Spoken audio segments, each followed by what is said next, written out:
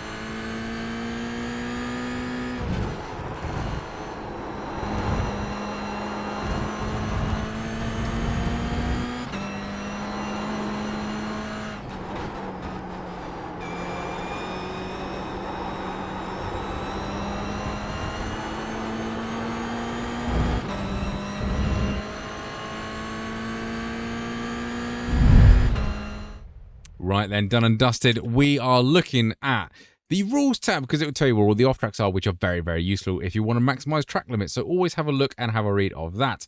Info tab for you. We are on the fixed iRacing setup and track temp of 99 Fahrenheit, so nice and toasty. And we've got low usage of 31%, which is probably why it's a little bit slippery out there. The lap I'm actually going to show you is lap 3, quite early on, a 134.378. So then we fought a 34.4, a 34.4, a 34.4, a 30. You can see the theme going on here, can't you? Mid to low 34s is where I'm mapping. I couldn't nip into the 3s again, annoyingly, but I was only a couple of hundreds off here anyway, so that's not too bad as a reference point.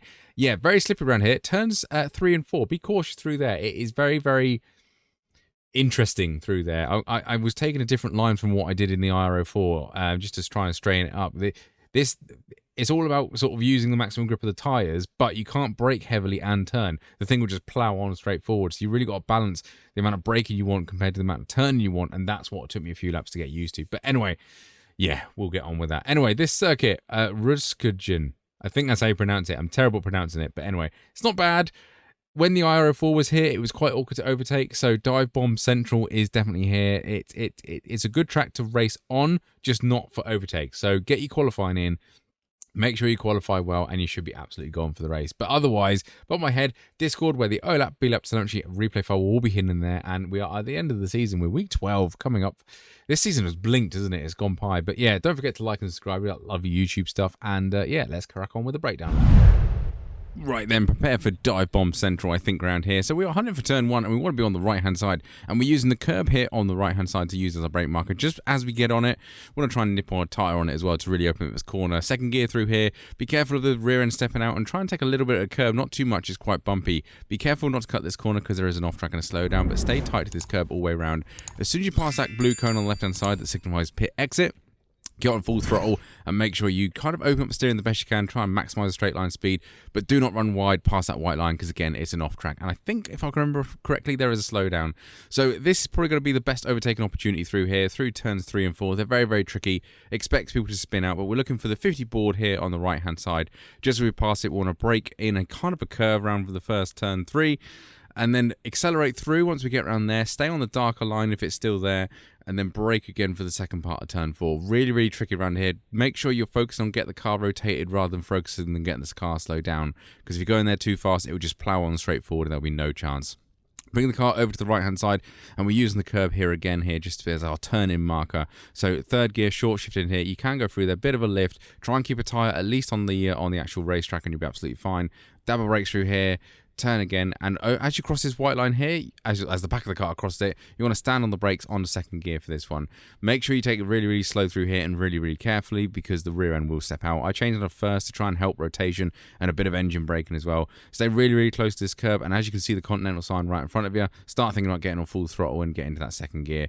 Do not run too far wide here, because there is an annoying little off track, so bear that in mind. And we're a quick speed up section now to the awkward hairpin, to be honest. It's a downhill braking zone. Again, dive bomb central through here, so brake after the red and white barrier things on the left hand side. Brake nice and heavy, first gear. Nice late turn in, try and get a late apex, try and build up that throttle as early as you can to try and get this little car uphill, which is very, very awkward. Don't run too far wide again, because there is an off track, but we're hunting to under the bridge now on the right hand side of the circuit. And as you can see, all of the curb, as you go over the crest, that's when you want to start braking. Second gear through here, you can cut this corner quite a lot, but make sure you leave a tyre at least on the circuit. And then you can run a little bit wide here, but again, be cautious, because there is a silly little off track out there as well, which is very easy to collect. Coming to this little kink now, it is easily flat out, so don't worry about that one in third gear. Cold tyres, you might need a confidence lift, but you'll be fine. But as soon as you get to this point and you're heading into the corner, brake nice and easy down into second gear. Now brake in a straight line, then get the car rotated, and just use the throttle to try and balance the car to stay near-ish to the curb. And then as you start seeing pit entrance there on the left-hand side, get all the way over on the curb, try and get a late apex and get on full throttle. There is an off-track here if you run wide, so make sure you can keep a car tyre on the track again, and you'll be absolutely golden. But that is us a dash for the line. Line comes up very, very quickly, so it will be awkward to get an overtake on the last lap, but that's us across the line in a 1:34.378. So not bad round here. Qualifying is going to be important. Make sure you get your qualifying in, because overtaking is an issue. It was in the R04 a few weeks ago, and I can see this being even more so. So yeah, survival of the fittest, and make sure you don't spin out, and you should finish quite well. Otherwise, thank you very much for watching. Don't forget to like and subscribe to that lovely YouTube stuff. Otherwise, I will catch you on the next one.